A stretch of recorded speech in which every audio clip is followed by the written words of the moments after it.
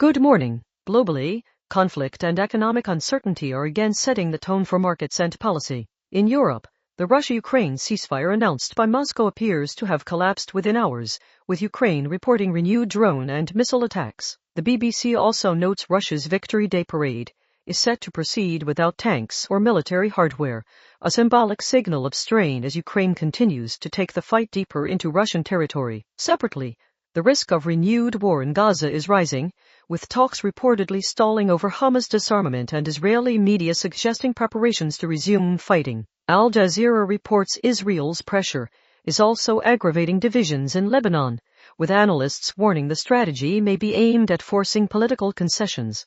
On the global economy, the Financial Times says Wall Street's rebound is being driven by the smallest number of stocks on record, with big tech doing much of the heavy lifting. That concentration is prompting warnings about the fragility of the rally, even as hedge funds posted their biggest gains since 2020 on the back of the tech surge. In parallel, geopolitical shocks are feeding into economic narratives.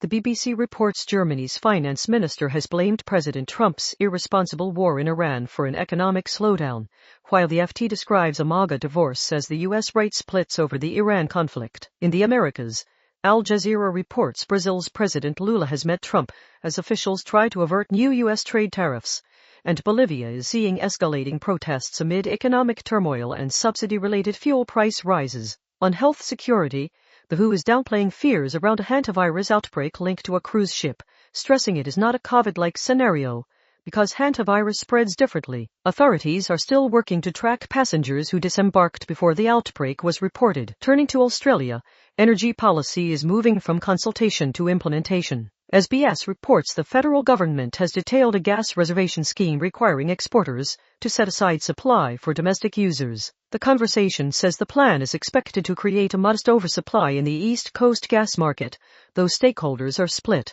with critics calling it a distraction and supporters arguing it will improve local supply and price stability. Housing is also shifting. ABC reports Australia may be on the cusp of a housing downturn as demand softens and the tight supply conditions that supported prices begin to ease, according to Cotality. At the same time, ABC reports the government is preparing tax reform changes affecting negative gearing and capital gains tax in this year's federal budget, with experts debating what that could mean for renters and rental prices. On national security and social cohesion, SBS and ABC report a cohort of ISIS-linked women and families are arriving in Melbourne and Sydney, with police indicating arrests are likely.